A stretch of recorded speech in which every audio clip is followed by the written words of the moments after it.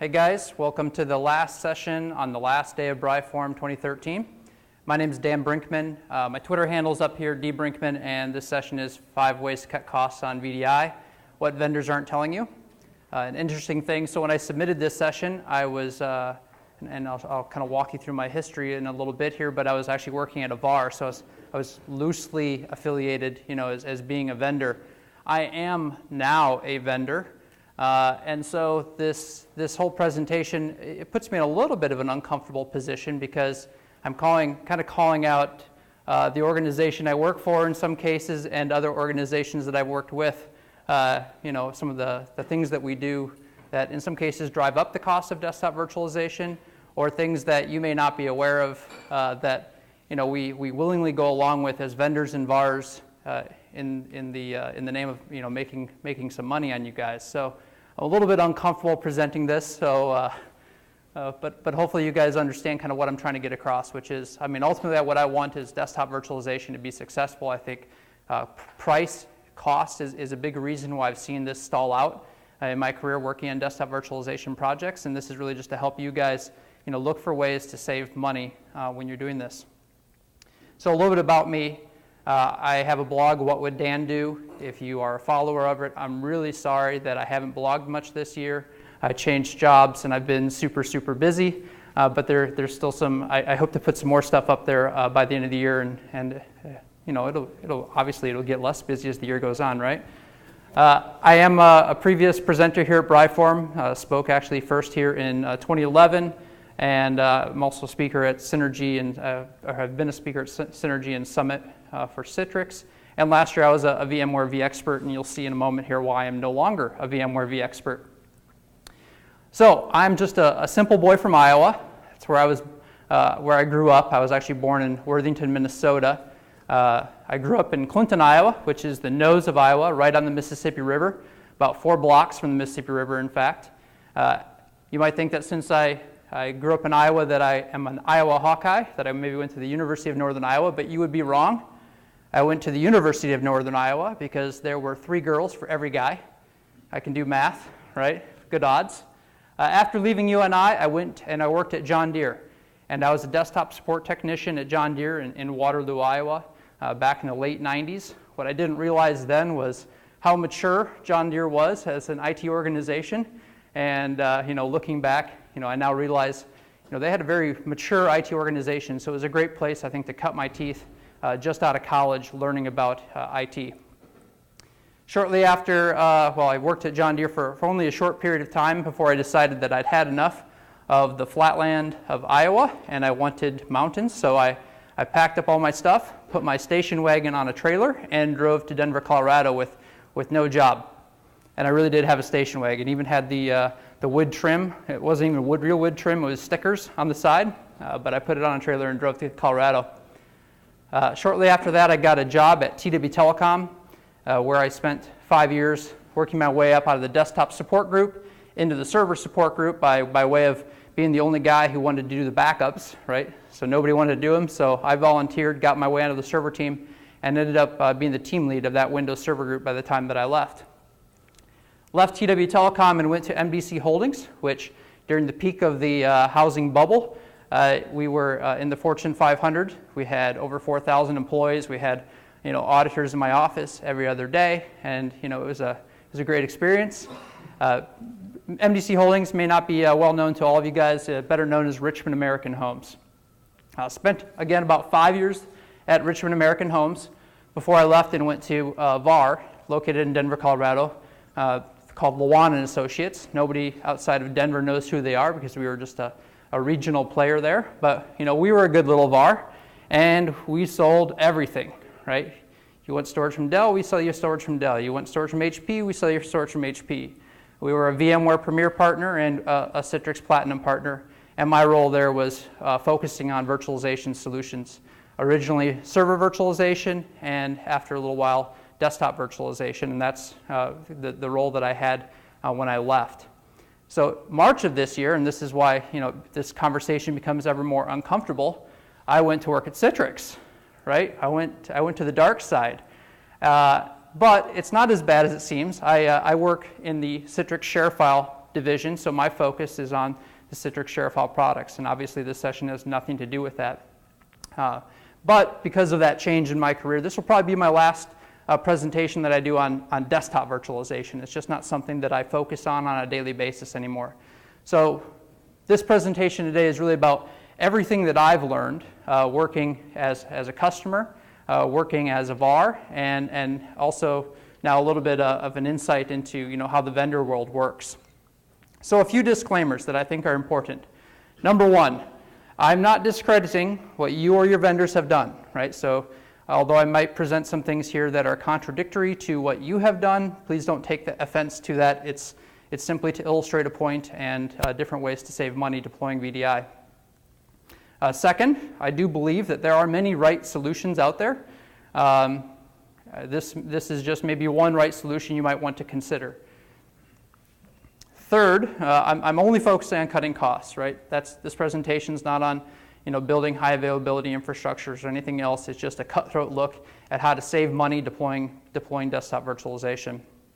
And I'm not recommending, endorsing in any way the vendors that I'm talking about. And if I left a vendor out that you care greatly for, or maybe that you work for, it wasn't intentional.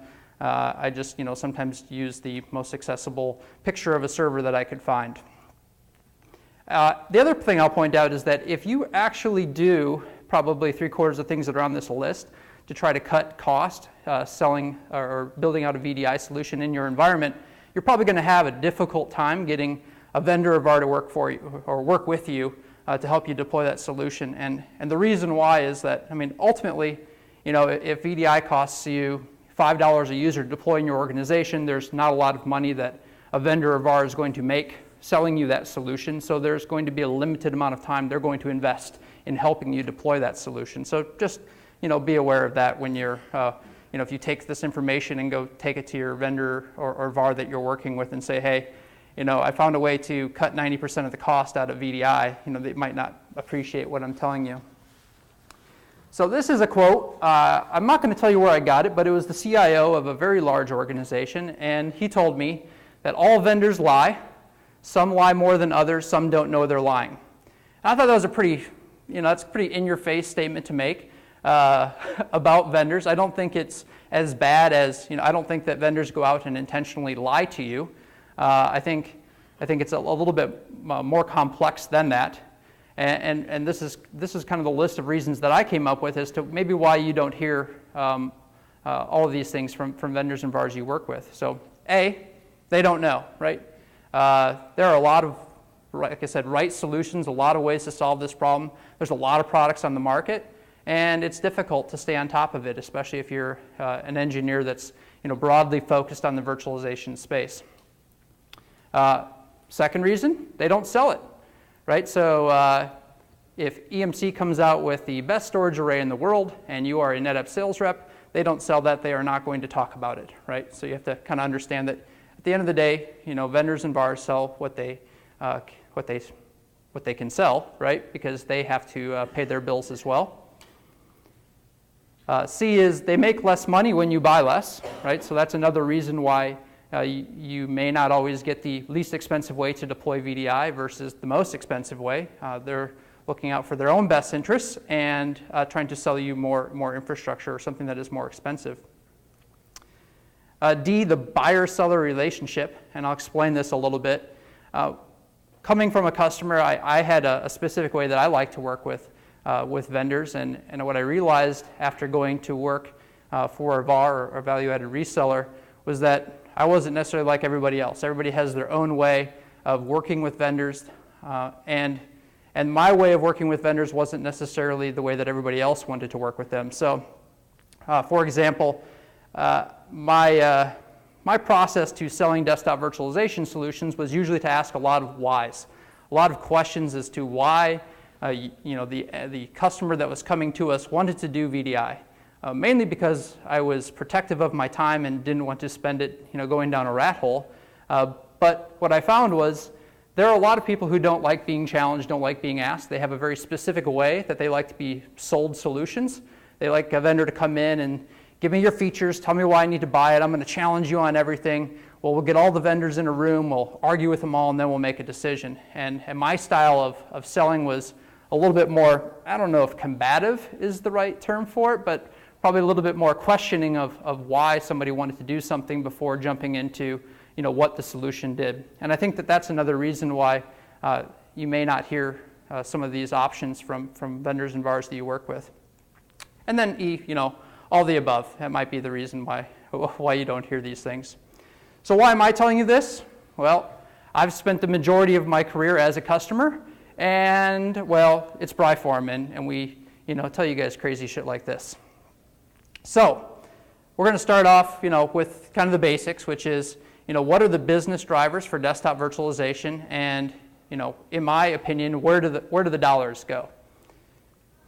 So this is actually from Chris Wolf. This is from the internet. You can do some searches. He did a blog post about this back in December, and they did a survey at Gartner of what are the reasons, the business drivers that companies are looking to deploy desktop virtualization for.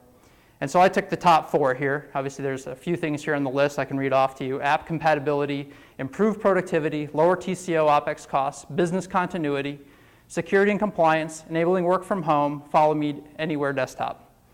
The top 4, though, are the lower the TCO by a wide margin here, and then second on the list is an anywhere desktop. Security and compliance being third, and work from home being fourth. And I kind of group the work from home and anywhere desktop kind of into the same use case. So that's actually a pretty big one if you put those two together. In my own opinion, as I look at where the dollars go over the course of working with literally hundreds of customers doing desktop virtualization projects, infrastructure is the #1 place where the dollars go, followed by, in some cases, endpoints. It really depends on the choices that people are making there. That one would either fall, in many cases, second, or in some cases as far as fourth. Third on the list was extras, right? Things that you may or may not need, that vendors may or may not talk you into doing, or that you may or may not feel are, that you didn't know about going into the project, but you felt like you needed after talking to a desktop virtualization expert. Software, Microsoft, your desktop virtualization brokering software, those typically came in third or fourth.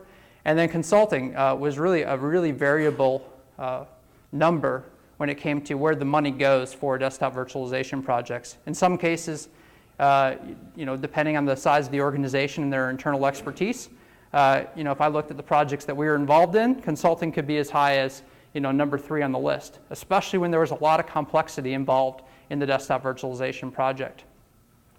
So my buddy Gunnar over at Gartner, he was presenting at Catalyst this week, and this is actually was pulled from Twitter, and he talks a little bit about in his presentation about where we've been, and I think the costs have come down significantly in the last few years.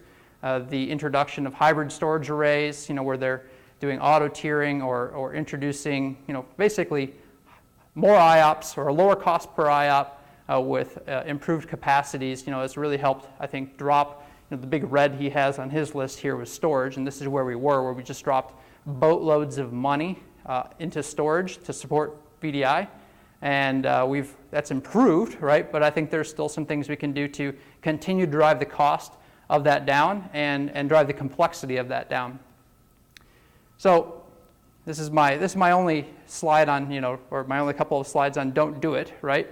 So if you want to save money deploying desktop virtualization, one option is obviously to do nothing, right? Don't deploy desktop virtualization. Don't do VDI. I did, in frustration, about 18 months ago, I wrote a blog post after talking to a customer as to the reasons why VDI projects fail. And the #1 reason is that people don't have a well-constructed idea as to what business problem it is that they're solving for their business. And so they go through all this work, they get to the very end, they present this enormous number to solve a problem that nobody believes exists. And I see that over and over again. And so I would say if you don't have a business driver for doing it, such as lower TCO, lower OpEx, work from home, then please just don't do it. Or consider alternative technologies to solve that problem. I think looking at this just as we always need to do VDI, doesn't necessarily mean the lowest cost for you, and it may not mean the right solution for your users. So for example, using tools like VMware Mirage, big fan of that, even though I work at Citrix. I think that's a pretty cool technology that they acquired. Microsoft AppV for application packaging and being able to deploy apps out to physical or virtual desktops, really regardless of the type of endpoint it is. And OS streaming technologies that allow you to reuse existing PCs in like lab environments and things like that. I'm a fan of those technologies to in some cases, as an alternative to doing VDI projects. So let's assume, right, like you might be one of those use cases where VDI is not a good fit for you. I think the reason that you may not hear about some of these alternative technologies is that if we're going to save you money on VDI, it means you're going to spend less dollars usually with the vendor you're working with, and that's probably the reason they're not going to tell you about it. And again, as I mentioned before, that buyer-seller relationship, right? If you came to me and you said, Dan, I really want to buy VDI, help me implement it, and I challenged you a whole bunch on it, right? How would you react to that? So let's get into how to really save costs. Let's say you've decided that VDI is the thing for you. You're going to do it. You got a good business reason to do it, right? Maybe it's lowering TCO and OpEx costs, right? And you're going to go down the path of deploying VDI. So what I mean by business drivers, right, and sticking to your business requirements are, if you don't have a good list of what you want out of the VDI project, of what problem you're trying to solve, and we're still talking, right? And you don't really know how you want to deploy it, you don't understand the services that you provide to your desktops today, well, then I'm going to make some shit up, right? And I'm really good at that. That's after you do it for a while, you can kind of walk into an organization and say, well, you need a SAN, you need a few servers, you need some WAN acceleration, you need some replication, do some profile management, we'll pile in all this software, and there you go, right? But if you have a better idea of the services that you offer on your physical endpoints, right, today, right, take for example, with your physical desktops today, do you have an availability, like a percentage or an SLA that you give to your users, right? In most cases, no. It's here's a physical endpoint. If it dies, we've got a loaner for you, and we'll provide that to you. In some cases, people have a DR plan. In many cases, I find there still is no DR plan for the endpoints. And it's fairly rare still to find backups done on physical endpoints. Enter the virtual desktop, right? If you don't tell me what you're trying to accomplish, if you don't have a clear set of business requirements, well, then we're going to design a solution that takes you from no availability SLA to 5 nines of availability. Well, there's a cost for that, right? And if you're not vocalizing, this change in services that you're offering on your desktops, or maybe saying, availability is not as important to me, or DR, multi-site HA, is not that important to me, then these things get built into your project and they increase the cost of deploying VDI. One that I heard all the time was multi-site HA, right? Companies that wanted to have virtual desktops and multiple sites hot, right?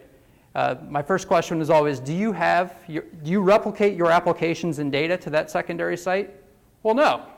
Well, then why are we worried about desktops, right? I mean, it's great that you might be able to have a desktop there, but if your data is not there, if your applications aren't there, then those desktops are useless. But I can't tell you the number of times that we built out multi-site HA VDI deployments, right? And I'm pretty sure that when that IT director was proposing this to the CIO, he probably wasn't talking about the difference between where they are today and what they were building out when he was trying to explain the astronomical cost of deploying VDI in that environment, right? So I think it's important that you understand the services that you offer. So questions you should be able to answer, right? What services do you provide to the desktop today, right? That helps consultants understand that you're bringing in, or even external vendors you're bringing in, what services need to be built into that VDI solution. What are you adding or removing by deploying VDI, right? So, what are we adding on? What is the, I'm going to be putting this into a proposal. How do we explain the additional cost of doing VDI? Or maybe it's less cost for doing VDI compared to doing what you're doing today.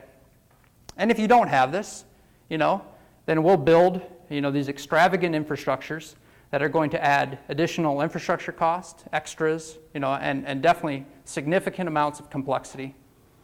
So lots of times I would walk into an environment and we'd be talking about their desktop virtualization architecture. We'd start with their server virtualization architecture and say, okay, there we go. There's your desktop virtualization architecture, right? 5 nines of availability, multi-site HA, DR, backups, all that stuff, right? But really no accounting for the difference of where you were to where you're going. And if I'm a consultant or a VAR working with you, I'm like, yeah, that's a great idea. I think you guys should definitely do this. This is a winner. So number 2, cutting infrastructure costs. So number 1 place where organizations spend money deploying VDI projects. So first of all, spend less on servers. So I got a little questionnaire here for you guys. Which server platform is better for VDI? Cisco Blades or Cisco rack mount servers? Or maybe you're not a Cisco organization, right? Maybe you're an HP organization. So maybe the question should be, should we deploy on top of HP Blades or HP rack mount servers, right? This is a question I got very often going into organizations that were looking at desktop virtualization. Well, the answer is, doesn't fucking matter. You can buy anything. It doesn't matter to your end users, right? They're all using the same processors. They're all using the same memory. They might be using the same disk, right? I don't care what you buy. This has no impact on your end users. But all too often, what I found was that, like a good vendor, right? We find differences in the platforms. We promote those as advantages to deploying VDI, and now we need to, deploy new server infrastructure. Oh, you're using Dell rack mount servers? Well, my friend, you need to be using HP Blade servers. And let me explain to you why HP Blade servers are the best platform for desktop virtualization, right? I mean, sound familiar? I'm sure you've heard this story, right?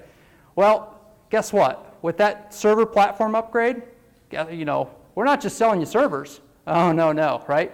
Converged infrastructure, we're going to sell you some 10 gig switches. Suddenly, for 6 servers, you're looking at $150,000 to implement 6 servers, right? You start breaking that down, do the math, and you're like, those are some expensive servers, right? So I don't have a problem if you want to change your server infrastructure. If you want to go from rack mount to Blade, or if you want to go from Dell to HP or HP to Cisco or the other way around, right? What I have a problem with are people that aren't upfront about, where the costs are going, right? And then say, well, this solution costs way too much money. Well, you could have done that on Supermicro rack mount, but you chose to go from this rack mount solution to Blade solutions, then add network infrastructure, right? And basically do a core infrastructure redesign at the same time. So that's one way I see people sneaking in infrastructure costs into a VDI project. Like I said, I don't have a problem with that, but if you're looking to save money, you should know there's no difference to an end user whether they're coming off Blade servers or coming off rack mount servers, or if it's Dell or Cisco. I think for the most part right now, there are minor differences in the hardware solutions that are available. There are big differences, obviously, in the management of those solutions, but that's your guys' decision. That's not a VDI solution shaping the server infrastructure that you buy. So next up, and this is something that I've talked with consultants for the last, probably pretty actively for the last 3 years about, and I'm still shocked that it's not part of every desktop virtualization deployment today, or at least it's not a part of the conversation that's being had, and that is to use local storage, right? So if we go back to that slide, what are the business drivers for desktop virtualization? Number 1, lower the TCO and OpEx costs, right? So you're telling me that the main goal that people do desktop virtualization is to lower TCO and OpEx costs. Okay, got that, tuck that away, right? So let's look at let's take that business driver, right? Let's take all of them in fact, and let's look at the persistence model of VDI that would map to, right? So if you're going to lower the TCO and OpEx costs, I'm guessing you probably want to do a non-persistent desktop, right? That's how you're going to reduce the cost of managing Windows endpoints or Windows desktops in your environment, right? You want to be able to revert that back to a gold image. I get that. Okay, so non-persistent. We all agree? Anybody have some strong opinion that would not be the proper fit? If you do, keep it to yourself. Anywhere desktop. So this could be either, right? I think more often than not, I see this end up being a non-persistent desktop because that's what IT wants. But there are definitely no, I don't think there are business drivers that require this to be a non-persistent desktop. You've changed the business driver. You said that my goal isn't to reduce costs anymore. My goal is to provide an anywhere desktop. I probably have an upper limit as to where I'm comfortable spending money for that solution, but reducing costs is not my primary driver anymore, right? So this could be a non-persistent or persistent desktop. Security and compliance. Well, there are a lot of arguments here at BriForum about whether desktop virtualization increases security, right? Definitely, I think there is an argument that can be made that putting a desktop in your data center on an isolated network and having the data stay in your data center provides some level of security for the data at rest, right? I don't think people would argue that it's necessarily less secure. I think the argument is probably over whether it is that much more secure. But nevertheless, the typical persistence model when organizations are looking at security and compliance is typically a non-persistent desktop. And then lastly, the work from home. So again, this could be non-persistent or persistent. So the common thing here is obviously any one of these models could be a non-persistent desktop. And in my career, the thing that I heard most often was that the desire to have a non-persistent desktop, mainly because it benefits IT, right? Like, and who are we selling to? We're selling to IT. We're selling to you guys, right? And you guys want that, that ability to revert back to that gold image and not have to manage, AOL Instant Messenger on your Windows devices anymore. So let's look at the non-persistent desktop model, right?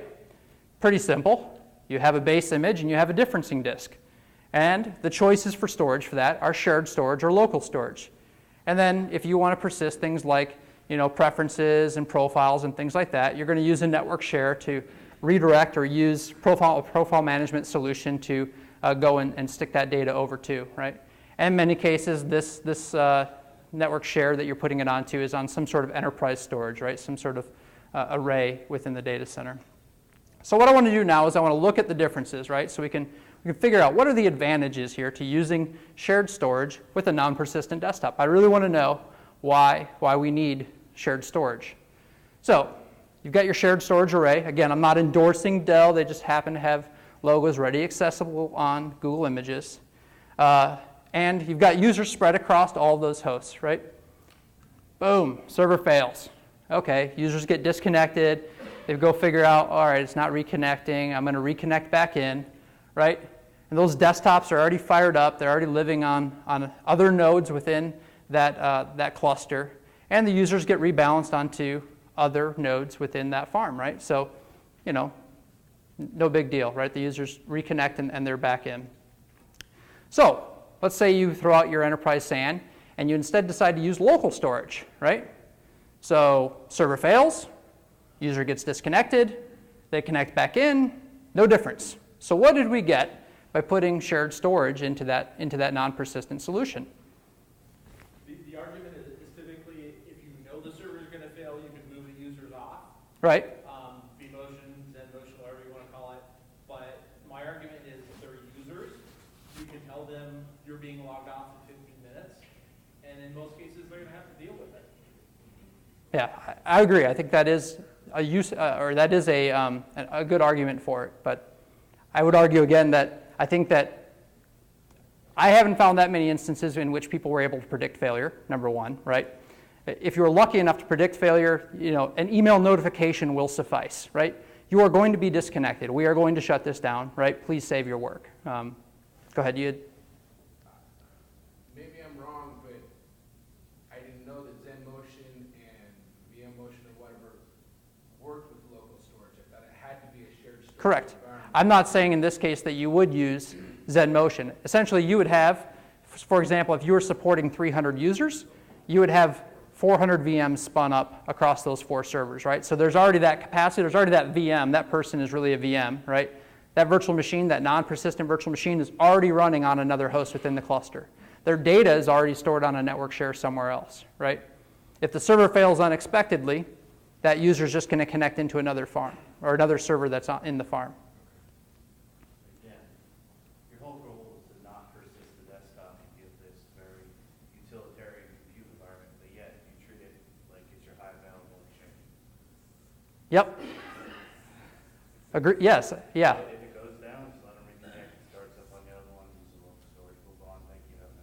Correct. You can do the same with persistent and personal video.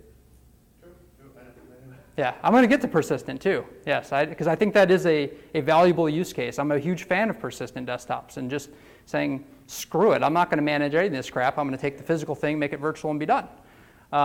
So let's look at failure if you're using shared storage, right?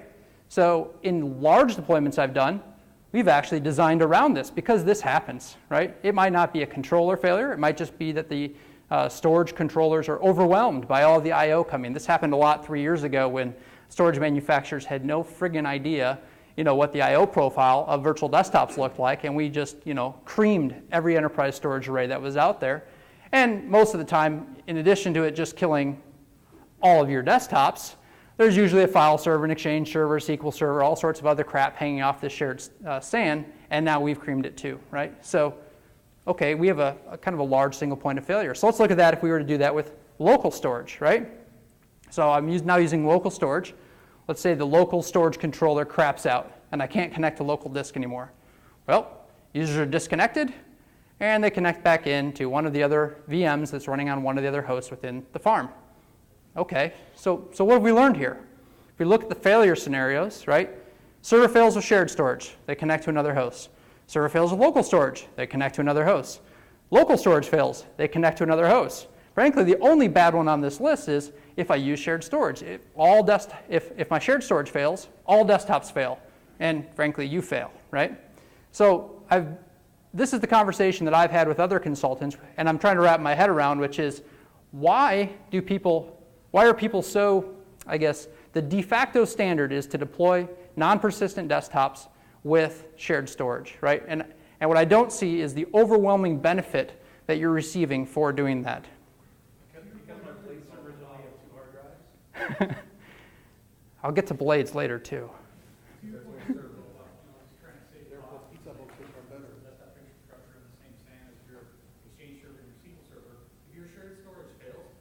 going to give a crap if you go desktop? Because Exchange also fails, so is SQL, so is web services, so is everything else.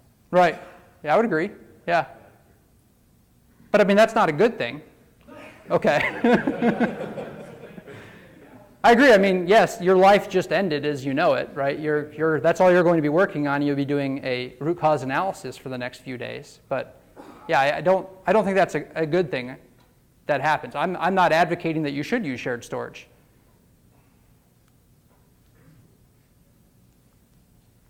So my question is always, why are so many vendors and VARs not suggesting, actually I just noticed I missed the not there, not suggesting, or suggesting DAS, sorry I got it right, suggesting DAS as an alternative to shared storage, right?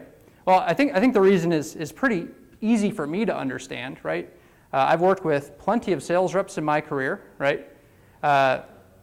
The draw of VDI is that it has so much drag coming with it, right? Servers and storage and other software and consulting, right?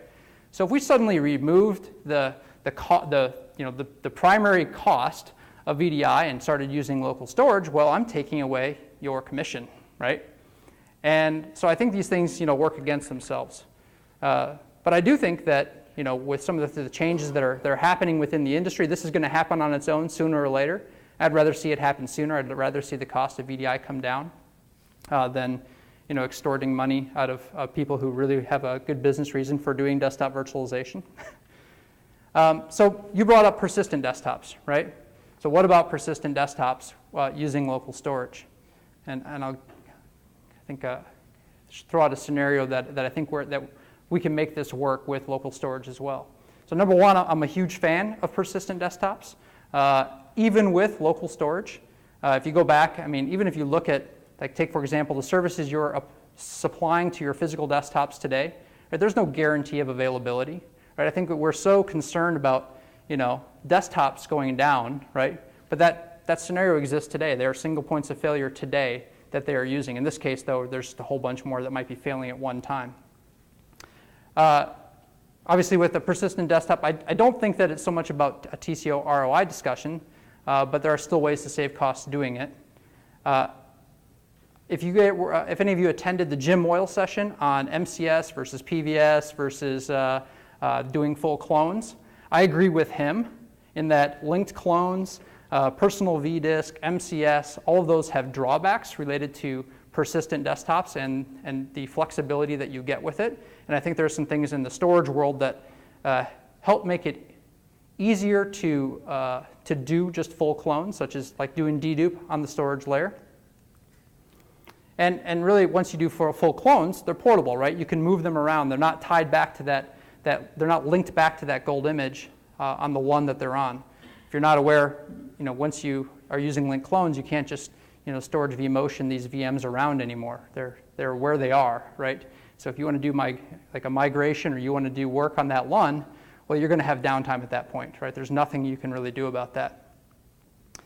And now, because they're full clones, you can do things like storage vMotion or storage motion. And I think the biggest win for doing persistent desktops is that there's less complexity. So how does this, what I think are some of the changes that are happening here that allow us to do persistent desktops on local storage? In my mind, this is something that actually came out just this last week. How many of you guys saw the announcement for the Samsung 840 EVO? How many people saw that?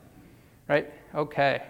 So here are the specs on this thing. Right? You can see them. A terabyte of disk, about 90,000 IOPS both ways, 4K block size, right? So if you've learned anything this week, I'm sure we've bored you guys to death about block size and how big the Windows block size is and what that means to throughput. But a terabyte of space, about 90,000 IOPS, $650. Suggested retail price, right? So the cost of SSD in the consumer world is coming down drastically, right? $650. There's obviously some questions about endurance, right? And how long one of these drives will last. One of the things, these drives have smart, right? So you can monitor basically the health of the drive. It goes from 100 to 0. It's based on the read erase cycles on a cell within the disk. And this is their conservative estimate of how long that disk will last. The best guesses are that it will last significantly longer than even when it approaches when it says the drive or the cell should die. But at $650, I'd be willing to run one of these things out, I don't know, every year, right? What if I just threw them all away every year and spent another $650, right? So $650 per server times 3 years, $1,800 for SSD that screams, right? That's a compelling architecture that I'm willing to build everything else around because storage is still such a huge cost and single point of failure within desktop virtualization environments. Change it with your smoke alarms. What's that? Change it when you change it. There you go. Yeah. I'm changing batteries. Time to throw out some hard drives. Yeah. And I'm not the only one. So Andre, I can never pronounce his last name. Libovici. That works. Okay, close enough. He's got the website My Virtual Cloud. He works in the office of CTO at VMware. He's saying the same things, right? Which is, this capacity, number of IOPS at that cost is compelling, right? It's going to cause people, if you're a DAS provider or if you're looking to dramatically change the cost of delivering VDI, we're getting to a point where we're going to start building solutions around, I think, consumer storage. And what are some of the other game-changing technologies that I think are going to enable this, right? Especially for that persistent workload, right? So deduplication at the hypervisor. Sitting in a session just earlier today, they were talking about Windows 2012 R2, with the local dedupe, right? It's not inline, but it does it after the fact. I think we're going to see a lot of advancements within the hypervisor layer related to virtual SANs, deduplication, probably more around enhancing those technologies with replication as well. Virtual machine replication is now a part of the hypervisor. So even if you, let's say, put your persistent VMs on top of local storage, replicated those once a week, right? You've already got the user data somewhere else. We're just trying to get the applications that they installed. Replicated those VMs to some other host within your environment. It doesn't need to run them. It just needs to be a landing zone for them. Deduped it all, right? And in the event that I have a server fail, I've got all my VMs, going back maybe 7 days, right, on another host that I can fire up or replicate back into like a working VM in my environment. And because I'm deduping it, and because most of this data is duplicated, right, I'm significantly reducing the amount of space that I need to do that. So I think that, go ahead. Just to point that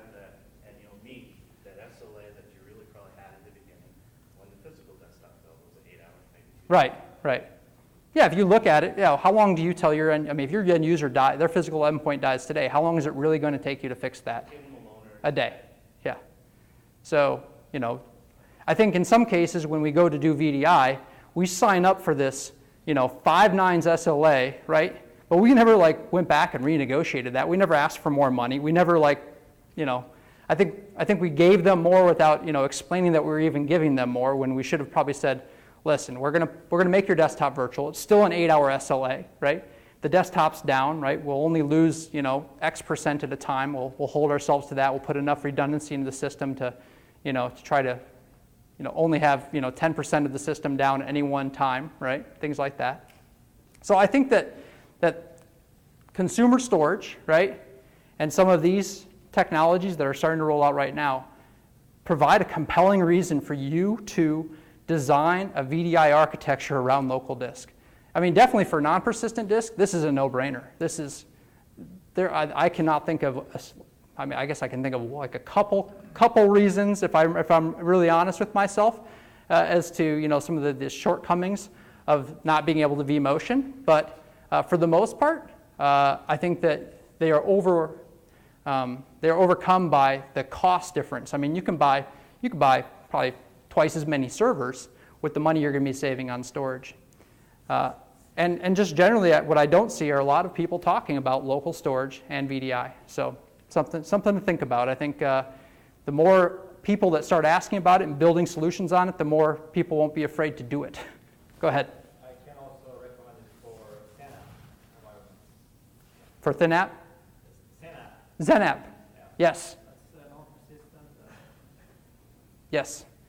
The last project I did prior to leaving the VAR I was at was in this case, they were using Fusion IO cards in the server, and they were provisioning non-persistent ThinApp off of it, but it was significantly faster, mainly due to the fact that we're running on top of PCI SSD and servers that are brand new, but it vastly simplified their architecture. In large environments, the other challenge here when you start putting all these layers together and you have a SAN, well, in really large environments, the VMware or Citrix administrator is not the SAN admin, right? And so you've got to get 4 groups in a room to put together that architecture, and when shit goes wrong, got to get all 4 groups back in the room again and figure out what went wrong, right? So being able to put local disk in systems, I think also, in my experience, has given more direct access to the supporting infrastructure of the people that maintain it. So, number 3 on the list, cutting endpoint costs. So this is sometimes I see as, in many cases is, as high as maybe the second highest cost within a VDI project. In some cases, it's not even on the list. It really depends on the choices that you guys make. Thin clients in general, Windows, Linux, thin clients, not that cheap, right? System on chip thin clients, definitely a bit cheaper than, say, a full Windows endpoint thin client. BYO, most expensive option out there if you are using a stipend. I get a stipend, $2,100 every 3 years. That's an expensive thin client, right? If you're looking at just from a hardware perspective. And then repurposed or existing PCs. And I see this used a lot, but there's also, it still seems to be a fair amount of resistance to it, and a lot of people that enter a VDI project hoping to use thin clients. And they start out hoping to use thin clients. They have this wish list, right? They want low power. They want 0 maintenance, a 5 to 10 year lifetime, no compromise, and a low cost, right? That's their wish list. And then I come in and I crush their dreams, right? Low power? Sure, yep, we can do that. 0 maintenance, well, that really depends. System on chip designs, lower maintenance, zero clients, lower maintenance, but there's always some maintenance involved. 5 to 10 year lifetime? Yes. That device will probably live 5 to 10 years. It may live even longer. I've seen thin clients that have lived 15 years, right? The question I always ask people that are looking to use thin clients is, are you planning on changing the infrastructure that thin client connects to over the lifetime that you expect that thin client to last, right? So I agree. That thin client will work just fine in this environment for the next 7 years, provided you don't change any of the back-end infrastructure it connects to, right? Not a lot of people are willing to sign up for that. I've walked into environments, 2 and 3 years old, 2 and 3 year old thin clients, not compatible with the latest stuff we're rolling out. So I think it is a misleading lifetime statement, and you're paying for that lifetime, right? No compromise. What I mean by that is, what's the difference between using a thin client and using a fat PC to connect to it? I think it's kind of rare that's a no compromise solution. The thin clients that are coming out now definitely have more hardware acceleration built into them. They're doing better with higher frame rate graphics, but up till now it has, I think, been, you are usually making a compromise in choosing thin clients. And low cost, well, that really depends on what you choose. And in general, what I've seen is that you're not really saving that much money by doing thin clients. So I'm big on repurposed PCs, right? Repurposed PCs don't require you to spend any additional money. They're PCs, these people are all somehow connecting to resources in your environment today. Well, let's just keep on doing it, right? The downside to that is that it is a potentially high OpEx cost, right? It's that you're going to have to keep maintaining the new infrastructure you're deploying, the new VDI infrastructure, and the endpoints that are already out there in the field that are now connecting into this new infrastructure. So, product you guys may not be aware of is Kiosk. It's by Andrew Morgan. He's a guy that basically makes tools for common problems, and he's got what he calls Thin Kiosk. And there's a new release coming out. I've seen a few of the features that are on there, and I really think that for organizations that are looking to repurpose PCs, this is a great way to save money repurposing PCs, right? Saving the OpEx costs and not buying software. I think Northscale, they have Transformer, and they've somehow like changed his Thin Kiosk software to work with their solution, and that's a pay-for product. But Thin Kiosk is free. You only pay if you want support. And I think that's a great way to save money on your endpoints, right? That hopefully are not pivotal to your overall VDI solution working, right? We just need an endpoint to connect into that's moderately powerful. So, why don't your vendors and VARs tell you about free products that are on the market? Well, chances are they probably don't know who Andrew Morgan is. I don't even know where this guy lives. He lives somewhere over, I think, in Europe. Ireland? Okay, yeah. I've talked to him on Twitter, I don't know, it seems like every week, but I still don't know where the guy lives, right?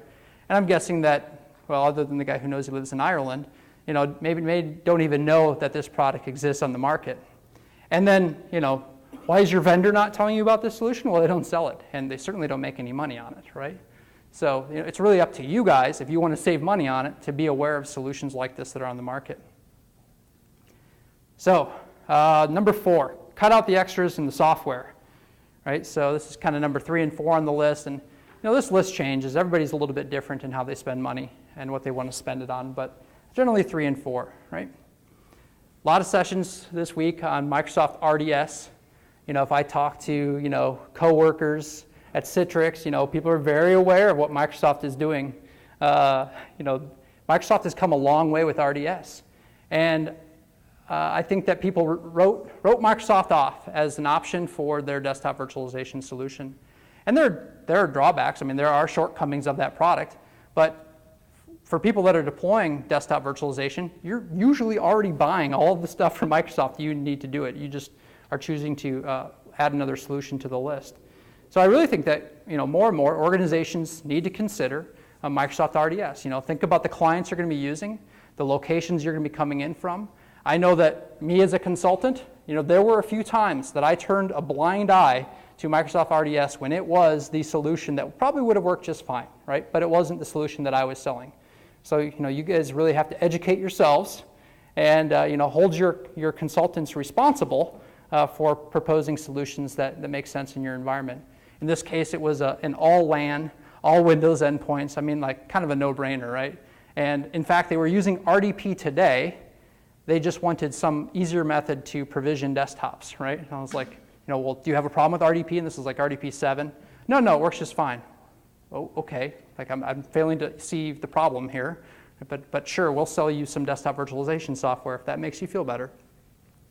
And then the other option here, and I'm going to pick on the vendor I work for. I think it's fair. Buy less expensive versions of the vendor VDI software you have. They have different versions for a reason, I assume, right? Picking on Zen Desktop, right? This is common Citrix software that's sold, Zen Desktop Platinum, Edge Site, Workflow Studio, Single Sign-On. Now, some of the changes have happened with Zen Desktop 7, Zen App, Zen Client, Branch Repeater, VPX, and Remote PC. Countless organizations that I've seen, right, are using one thing on that list, right? But they're paying for Platinum Edition, right? So if you're looking to save money on VDI, one place to look might be spending less money on the VDI software you're buying. For example, maybe all you needed was VDI Edition. How many people here that use Zen Desktop are even aware that VDI Edition exists? A few hands? Okay, good. What's your opinion on VDI in a box? We don't have enough time. I think quickly. I think it's a great solution. I'm just not sure how it fits in with, for example, I mean, VDI in a box competes with Zen Desktop, right? That's my problem with it. I don't really have a problem with the technology, right? They were a successful business before they were acquired.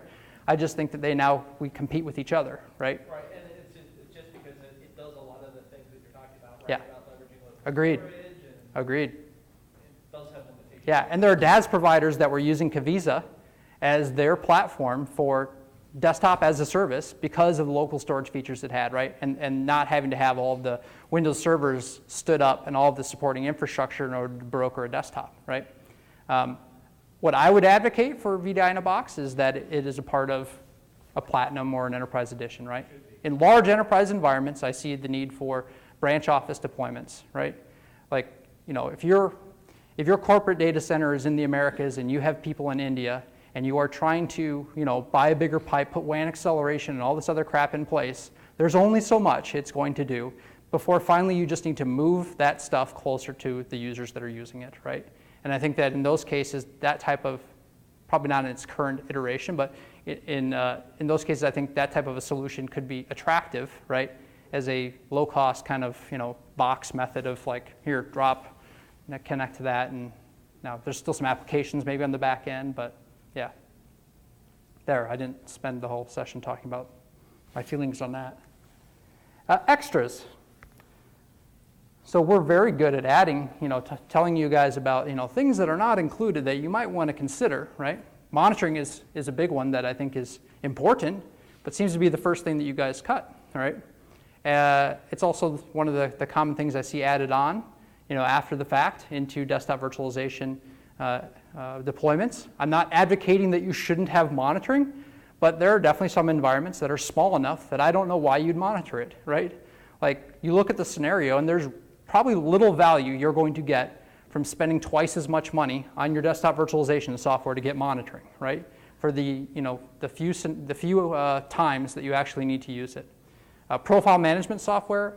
I didn't get to catch all of Nick and Dan's presentation about profile redirection. Hey guys, you know what? Profiles suck. There is no product that fixes it. None, right? There are some that overcome some specific challenges, but they all suck, right? Like there's no fixing the Windows profile. That's Microsoft's thing to do, right? It's not going to, like, because you buy some expensive software, resolve all of your profile challenges. But there are, you know, the larger the organization is, the more specific problem that they have, and you know, multiply that by 20,000 users. In some cases, it makes sense to add on specific profile management solutions that address those specific problems. But think about what do you really need, right? What's the business driver for doing this? You know, if it's to lower TCO and OpEx, maybe, you know, are you using profile management on your desktop today? No. Is it good enough now? Yes. Screw it then. Drop it, right? Add it later if it's that big of a deal. And then load balancers, right? As we're building all up this redundant infrastructure, load balancers are in some cases an item that we, you know, add on at the end to, you know, make your environment more highly available, and these have additional costs. You know, Microsoft Network Load Balancing, it works okay, right? You can get by with it. I've used it. I see you raising your eyebrows. Come on, man, you just don't know how to use unicast and multicast. Fifth on the list, and I think that, you know, in the next few years, we're going to see complexity come up in more and more conversations. You know, does anyone in here think that your IT environment is easier now than it was 10 years ago, right? We've added all these new technologies, but it is so much more complex. And designing architectures and putting together architecture and design that is simple, I think, provides cost savings because, well, for a lot of reasons. We'll get into it here. So when there's complexity, there's consulting, right? This is a big cost, right? Nick Rintalin, right? That guy is expensive. You want to bring him in to do your deployment from CCS? He is an expensive guy to have on site. He's part of consulting. Why? There's money in mystery, right? This is what my previous employer told me, right? This was a saying from our CTO. You know, whenever stuff is hard, there's money in mystery, right? We can make money on that because nobody really knows how it works. So what does complexity mean, right? Well, to vendors, it means it's a higher margin activity, right? I can charge more for it. It also means that, you know, you're going to need some specific skills and probably some advanced skills, right? So skills that might not exist within your existing IT staff. Or if you do want to go out and acquire those skills, it's going to take significant training. In the case of desktop virtualization, I would argue that in some cases, you know, you can attend all the training you want. And at some point in time, it's just going to be, you just have to be in the industry for so long and have learned, you know, everything about storage and servers and virtualization and brokers and endpoints and everything else before you finally, you know, feel comfortable managing a desktop virtualization environment. You know, for vendors, it means it's not a commoditized service, right? We can charge more for that. And it's difficult for you to change after you've made a decision, right? And I think that difficulty is a key issue too, right? The world's changing at an ever faster pace. As we build these more and more complex solutions, number one, it takes more money to implement, it takes more money to maintain, and it makes it less able to change that solution after we've deployed it. Like, you know, nobody is perfect. Every solution you implement will be wrong. What's important is that you can, you know, how quickly you can resolve things after you figure out that you made a mistake. So complexity means money, right? That's what I'm trying to express here, right? At the end of the day, if you're building a complex solution, you're going to spend money on this in your VDI project. So if we can cut complexity, right, we can lower the cost of VDI, not just the deployment, but also the ongoing maintenance of it. And as I was talking about, these are the layers of complexity within desktop virtualization, right? In many cases, these are overlapping, you know, different skill sets. You've got down here, you know, server guys, right? Then you've got some desktop guys. Maybe you've got some guys that are specifically, you know, application packaging experts, right? You've got people out here on the, you know, desktop support side and help desk that maintain endpoints. You've got maybe, you know, a VMware Citrix team or Quest or whatever, right, that are maintaining your desktop virtualization software, right? I mean, there's a lot of complexity within this stack. So you know, how do we remove that? Well, I argue in some cases, right, depending on the size of the organization, we talk a lot about, you know, server-based computing, ThinApp, terminal services versus doing one-to-one virtual desktops. And while there are some advantages of that, you know, many users on one host model, there's one big disadvantage that I think it has, and that is that it's more complex, right? Versus doing a one-to-one model where while it might require more servers, right, it might mean that you have to go and talk to your Microsoft licensing specialist to figure out how you need to license all of your endpoints for VDA licensing from them. The rest of that solution, from an application compatibility perspective, even from a deployment perspective, I think is a simpler design, right? So, you know, I think you have to weigh the complexity of frankly, ThinApp, terminal services, server-based computing in your environment versus, you know, what's the benefit of that? So the smaller the organization, the more I advocate, you know, screw it. You know, who cares if you need an extra server, you know, for your 200 users? At the end of the day, it's the difference between you not being able to maintain it and you being able to maintain it, right? Or you being able to deploy the solution and not really have to know anything about the software or having to learn how to do application streaming, right, and application isolation. So what are some other ways that we add complexity? My favorite, blades. Blades add complexity, right? So if you're, you know, like I said before, if you're bringing blade infrastructure into this mix as part of a VDI project, right, you know, you're adding some additional complexity there versus, you know, rack mount servers. Shared storage adds complexity. You're probably going to have shared storage in your environment, so maybe this isn't a big deal. Right? You'll probably be using shared storage for the rest of your server infrastructure. Hopefully you do for maybe your file server or something like that. WAN acceleration, from time to time this comes up. This is not a simple or inexpensive solution to implement. It's usually, I would advocate, cheaper to move the servers or buy a bigger pipe, right? If you're trying to, if you're just running out of bandwidth across the wire. Application streaming and packaging. We spend so much time talking about the layer cake and getting people to believe in the layer cake and package up all your apps and stream them in on demand that we forget about, I think, about how much complexity that adds to the overall solution. If it's easy, I'm all for it, right? But I've been in the situation where I've gone to organizations where they've had issues packaging applications, and I asked them, well, why are you packaging this app? Well, that's so we can just deliver it on demand. No. What benefit does it have that it's packaged versus installed into the operating system? Well, what do you mean, right? Well, how often do you update this application? Never. It's 10 years old. How many issues do you think you could link back to, this application being locally installed? Either compatibility issues with other apps, it having memory leaks or writing to places it shouldn't within the file system. Well, we don't think any. Then why are we packaging it, right? Why don't we just install it locally? So I think that while there's value from application streaming and packaging, you have to weigh that against the complexity of doing that in your environment and what that's going to mean for you going forward. And then we talked about this before, advanced profile management. I think there's only so good you're going to make the Windows profile, right? So be careful how far down that path you want to go in managing Windows profiles or using advanced profile management solutions. Right? A lot can be done, right? You're going to have to learn about the profile eventually. It's not easy, right? Redirect it all, redirect some of it, use basic profile management. If that doesn't work, guess what? Get ready to lose, part of your life, digging into profile management. And then non-persistent desktops, right? I said I was a fan of persistent desktops. I'm a fan because non-persistent desktops add complexity. That might seem a little bit counterintuitive since we don't have to troubleshoot desktops anymore if they're non-persistent, or hopefully we don't. But I think the process of transforming your organization and your end users and getting them all on board from a desktop that they install applications to, that they manage, to this model of a non-persistent desktop, that's complex, right? There's a lot there. Maybe it's layering in your application so you only have to have one image, right? We're adding complexity by doing non-persistent desktops, and that has costs. So, recap. What are the 5 ways to cut the cost of VDI? Number 0, do nothing, right? It's a valid option, and it will save you a ton of money, right? Just don't do anything.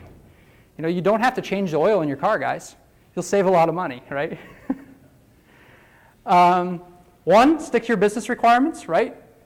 Make sure you know what you want to get out of this VDI project, what your problems are, what services you deliver, how those services are changing.